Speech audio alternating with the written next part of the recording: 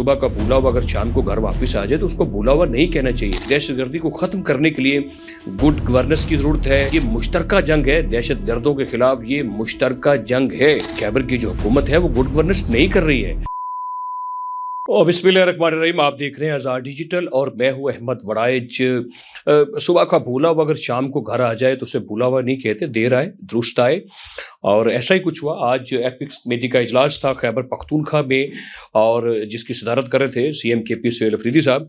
और वहाँ पर उन्होंने जो बातें की वो मुझे तो कुछ हौसला अफजा लगी हैं। वो बातें अगर वो दिल से निकली हैं, अगर उनके ऊपर अमल दरामद होता है और जेन्युइन वो बातें, वक्त की ज़रूरत तो है, अगर वो अमली तौर पर ये समझते हैं कि ये हम ये कर पाएंगे और करेंगे, दिल से करेंगे, जैसे उन्होंने कहा कि हम मुसम्मम इरादे से आए हैं। और ये भी उन्होंने कहा कि दहशतगर्दी को ख़त्म करने के लिए गुड गवर्नेंस की ज़रूरत है। ये भी कहा कि खैबर हुकूमत का एजेंडा ये है कि बेहतर तर्ज हुक्मरानी की जाए और अवामी मफाद ही दहशतगर्दी के ख़िलाफ़ कौम को यकजा कर सकता है। अमन हमारी अवलीन तरजीह है। ये मुश्तरका जंग है दहशतगर्दों के ख़िलाफ़, ये मुश्तरका जंग है और मुश्तरका ही हमने सब ने मिलकर ये जंग जीतना है। तो ये जो बातें हैं ये तो जो समझ आई हैं वो तो दहशतगर्दों के ख़िलाफ़ जिन्होंने बातें की हैं, और जो अपने मुतालिक ये बात कही कि ये एक मुश्तरका जंग है और ये अमन के लिए हमें एक भरपूर कोशिश करनी होगी, अमन जो है वो हमारी अवलीन तरजीह रहेगा। और ये कहा कि ये एजेंडा यही है खैबर हुकूमत का कि हम बेहतरीन तरीके से गवर्नेंस करें। और गुड गवर्नेंस की बात की कि गुड गवर्नेंस जो है वो दहशतगर्दी को ख़त्म करने के लिए नागज़ीर हो चुका है। और यही बातें हैं, यही वो गालबन बातें हैं जो पिछले 2 सालों से DG ISPR ये बात करते चले आ रहे हैं। DG ISPR ने अपनी बहुत सारी, बल्कि मैं कहता हूँ कि सारी प्रेस कॉन्फ्रेंस जितनी की DG ISPR lieutenant general Ahmed Sharif Chaudhry साहब ने जितनी बातें की, यही कहा कि ये मुश्तरका जंग है और ये हमें मिलकर लड़नी है। यही कहा कि खैबर के जो लोग हैं वो अमन का तकाजा करते हैं। यही बात कही कि खैबर की जो हुकूमत है वो गुड गवर्नेंस नहीं कर रही है। देखिए क्यों की, और वही बात जो आज CM KP ऑन कर रहा है, मान रहे हैं, हम उसकी बात को सेकंड करते हैं। मैं अच्छा समझता हूँ उन्होंने ये स्टेटमेंट दिया कि जो हमारे सूबे की गवर्नेंस है वो बेहतर नहीं रही। जब ये बात वो अपने मुंह से कर रहे हैं, यही बात जो DG ISPR कहते रहे कि वो सुबह जो है वो सपोर्ट करने को तैयार नहीं, यही वजह है कि 2021 से लेकर 2025 तक इन 4 सालों में 4000 से शायद हमारे फौजी जवान अफसरान जो है वो मादरे वतन के ऊपर कुर्बान हुए। और अभी हालिया भी आप देखिए कि जो दहशतगर्दी की लहर है उसमें हमारी जो अफवाज पाकिस्तान है वो जो इंटेलिजेंस बेस ऑपरेशन कर रहे हैं वहाँ पर किस तरीके से वो अपनी जानें कुर्बान कर रहे हैं। उसमें लेफ्टिनेंट कर्नल गए, उसमें मेजर गए, उसमें आम हमारे जो है लोग गए, जो हमारे आम जो फ़ौज के मुलाजमीन हैं, जो फ़ौज के इदारे से वाबस्ता हैं, वो जवान शहीद होते रहे। तो ये पाकिस्तान ने हमेशा कहा कि पेशावर जो है वो काबुल के साथ बैठा है, पेशावर काबुल से राब्ते में है और काबुल की डोरें दिल्ली से हिलाई जाती हैं। तो ये जो सरजमीन इस्तेमाल होती है पाकिस्तान के खिलाफ, ये ठीक नहीं है। वहाँ पे अमन तरजीह होना चाहिए पहले।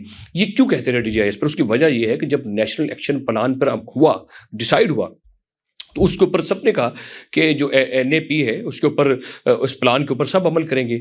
और अफवाज पाकिस्तान का काम, सबसे पहला काम ये था कि जो दहशत ज़दा इलाके थे उनको क्लियर करना था, उन दहशतगर्दी के इलाकों में वहाँ पर जो नासूर था उसको ख़त्म करना था। उसके बाद ये सारा ताल्लुक था इसका गवर्नेंस के साथ, और गवर्नेंस किसकी थी? पाकिस्तान तहरीक इंसाफ से। जो 13 सालों से जो तीसरा ट्रेवर वहाँ पर बैठे हैं वो नेशनल एक्शन प्लान के ऊपर भी अमल करते, अपनी गवर्नेंस को बेहतर करते, सूबे के तमाम वसाइल CTD को मजबूत करने में लगाते, अपने इदारे को मजबूत करते और अपनी जो फौज है उसका साथ देते, रियासती पॉलिसी के साथ खड़े होते। और जो वहाँ पर जाकर जो समझिए कि जो हालात ख़राब करने में जिन ग्रोहों का ताल्लुक था उनको पनपने नहीं देते। जो कालादम तंजीमें थी जो वहाँ पर बैठ कर पनप रही थी, जो जैसे 40,000 लोग वापस आए, उनको वापस लेकर नहीं आना चाहिए था। चले वो भी गुड गवर्नेंस में ही आता है कि वो ना आते तो ये गुड गवर्नेंस बहुत अच्छी गवर्नेंस हो जाती, जिसको उन्होंने आज तस्लीम भी कर लिया है। तो मैं समझता हूँ कि वो जो दहशतगर्द जो आबाद हुए, जो उनको खुली छूट दी जाती रही, जो उनके ठिकानों में उनको सहूलतकारी होती रही, जैसे जो वादी तीरा है जहाँ पर 12,000 एकड़ से ज़ायद वहाँ पर जो भांग की काश्त होती है और 35 लाख में 1 एकड़ की फ़रोख्त होती है, उसको रोकना चाहिए था। यही बातें जो आज सुहेल अफरीदी साहब ने की, रियासत का भी यही मौक़िफ़ रहा, DG ISPR भी ये बात कहते रहे और वज़ीर-ए-आज़म पाकिस्तान ने भी ऐसी बातें कही। वज़ीर-ए-आज़म ने तो बारहा ये कहा کہ جو 800 ارب سے زائد کے پیسے وفاق نے صوبے کو دیے ہیں تو ویسے تو اس کا آڈٹ ہونا چاہیے کہ وہ پیسے سہیل الفریدی صاحب آپ نے کہاں خرچ کیے جو دہشت گردی کے نام پر لیے گئے. وہ انفراسٹرکچر بہتر کرنا تھا, وہ وہاں کی تعلیم بہتر کرنی تھی, وہاں کے اداروں کو مضبوط کرنا تھا, CTD کو مضبوط کرنا تھا, وہاں کا جو انصاف کا نظام تھا اس کو مضبوط کرتے, پراسیکیوشن کو مضبوط کرتے, دہشت گردوں کو سزائیں دیتے پکڑ کے, ان کے خلاف کو پنپنے نہیں دیتے اور گڈ گورننس رکھتے اپنی, اور ان کی جو پناہ گاہیں تھیں, ان کی جو اماج گاہیں تھیں ان کو ختم کرتے اور اپنی پولیس کو جدید اسلحہ دیتے تاکہ وہ ان کے خلاف جا کے کارروائیاں کرتے. لیکن یہ نہیں کیا گیا, یہ سب کچھ نہیں کیا اور آپ نے تسلیم کر لیا. اسی لیے ہم کہہ رہے ہیں کہ دیر آئے اور درست آئے. اسی لیے آج میں ایک بات کہہ رہا ہوں کہ صبح کا بھولا ہوا اگر شام کو گھر واپس آ جائے تو اس کو بھولا ہوا نہیں کہنا چاہیے. یہ وفاق کا موقف ہے, یہ پاکستان کا موقف ہے, یہ ریاست کا موقف ہے, یہ ریاستی اداروں کا موقف ہے. وہ ریاستی ادارے سہیل الفریدی صاحب جو آپ کے صوبے میں جا کر جو اپنی جانوں کے نذرانے پیش کر رہے ہیں, جو آپ کے صوبے کی جنگ لڑ رہے ہیں, جو اپنی قوم کی, اپنے ملک کی, اپنے عوام کی جنگ لڑ رہے ہیں, ان کی سیکورٹی کی جنگ لڑ رہے ہیں, لیکن اس جنگ میں جو آپ نے جو یعنی کہ جو کردار ادا کرنا تھا وہ ریاست کی سہولت کاری کرنی تھی. معذرت کے ساتھ آپ لوگوں نے دہشت گردوں کی سہولت کاری کی. اگر آج آپ تسلیم کر چکے ہیں اس بات کو کہ ہماری گورننس بہتر نہیں ہے تو اس کو ہم بہتر کریں گے. اب کوئی گنجائش باقی نہیں ہے, جو کہ وزیر اعظم سے آپ نے وعدہ بھی کیا, اور مجھے بڑی امید ہے کہ جو پرائم منسٹر صاحب کی ملاقات ہوئی آپ نے کہا کہ ہم جو ہے وہ وفاق کا ساتھ دیں گے, اور پرائم منسٹر نے آپ سے کہا کہ صحت کو, تعلیم کو, اداروں کو مضبوط کریں, اور وفاق چاہتا ہے کہ وہ اپنے صوبے کے بہن بھائیوں کے اوپر اپنے اخراجات کرے اور ان کو مضبوط کرے, ان کا روزگار مضبوط ہونا چاہیے.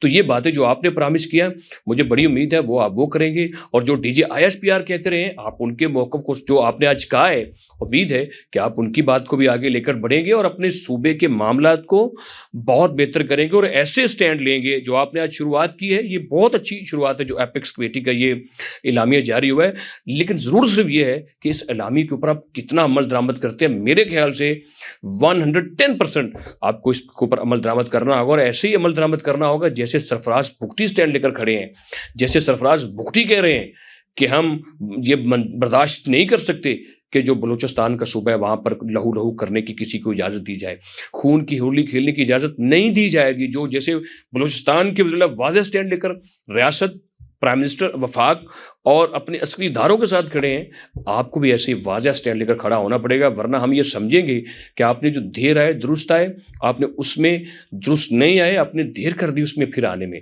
اور آپ نے وہ ایک سٹیٹمنٹ صرف دیا, اور ہم یہ سمجھیں گے پھر کہ صبح کا بھولا وہ جو شام کو واپس آیا وہ اتنا بھولا ہوا نہیں تھا, وہ جان بوجھ کر بھولا تھا, وہ جان بوجھ کر ریاستی اداروں کے ساتھ کھڑا نہیں تھا, جان بوجھ کر اپنے ملک کا ساتھ نہیں دے رہا تھا, جان بوجھ کر اپنے لوگوں کے لیے کچھ نہیں کرنا چاہتا تھا, اور اپنے سارے وسائل کو وہ جیسے پہلے الزامات لگتے رہے وہ لوٹتا رہا. اب اگر آپ نے یہ بات کی ہے آپ کو اس کے اوپر عملی طور پر کھڑا ہونا پڑے گا. اگر خدا نخواستہ صوبے کی حکومت نے سٹینڈ نہیں لیا, نہ خیبر کی عوام آپ کو معاف کرے گی, نہ پاکستان کی عوام آپ کو معاف کرے گی, اور نہ کبھی تاریخ آپ کو معاف کرے گی. دیکھتے رہیے آزاد ڈیجیٹل.